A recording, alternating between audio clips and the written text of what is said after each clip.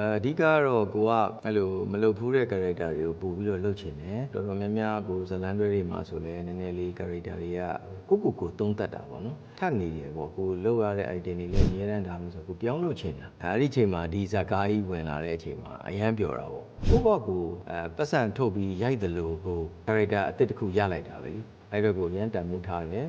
တေချာကို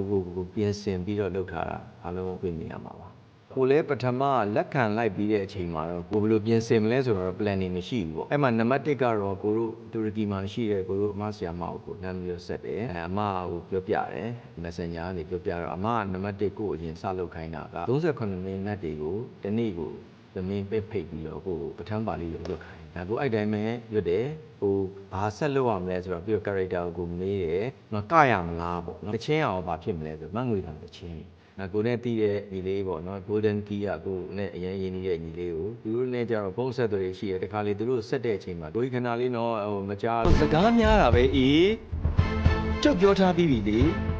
ဖြစ်ချိန်တိုင်ဖြစ်ပါတယ်လို့ပြန်ပြောလိုက်အောင်မယ်သူတို့ကနားပေးနေလို့ရားဘူးထားတော့သူကနှမ်းဆက်လိုက်တယ်ညီလေးတို့ပဲဒီစားရေးကိုလုပ်ပါမယ်မက်ကတော့လည်းပတ်သက်ပြီးတော့တူတီချာချာအကပါပင်ချင်ရဲ့ကိုလုပ်ပေးနိုင်တဲ့လူကိုပြစ်ဆက်ပေးပါဆိုတော့သူကကိုခန့်တီနေနဲ့ကိုမိတ်ဆက်ကိုခန့်တီငိန်နဲ့သွားတွေ့တဲ့အချိန်မှာလည်းအပ်ပြီးတော့မင်းထက်အာကာဆိုတဲ့နင်းနေအာကာပါထပ်တွေ့ရနဂရောမှာ3မျိုးရှိတယ်ပြင်မှာယောက်ျားလေးလို့နေပြီးတော့ယောက်ျားလေးလို့ကတဲ့နဂရောရှိပထမအောင်ဆုံးတွေ့တာတော့ကိုခန့်တီငိန်နဲ့တွေ့တယ်နောက်တစ်ရက်မှာမင်းထက်အာကာနဲ့တွေ့တယ်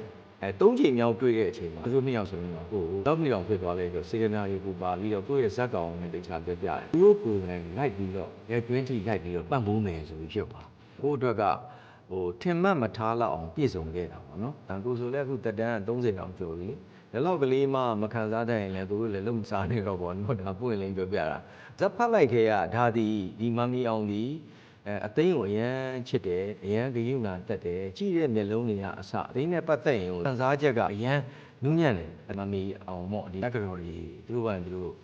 ဆုံးဖြတ်သွားပါလိမ့်မယ်ပြောချင်တာကအနီတိုးဒီအမှုပညာကိုတန်ဖိုးထားပြီးတော့ရွတ်သွတ်တဲ့ဥစ္စာတွေကဒါကြောင့်မလို့သူ့လုတ်ပြပြီးဆိုရင်ပရိသတ်တွေကတကယ်ကိုအရန်ကိုကြည့်ချင်တယ်အဲ့ဒီအရန်ကြည့်ချင်နေတဲ့သူ့ရဲ့အရှိန်ကြီးရဲ့နောက်မှာကိုတို့ကပါခွင့်ရတာကအရန်ကန်ကောင်းတယ်ဒီတို့ပရိသတ်တွေလည်းဆုံးဖြတ်ပေးပါအားပေးပါလို့ပြောချင်ပါတယ်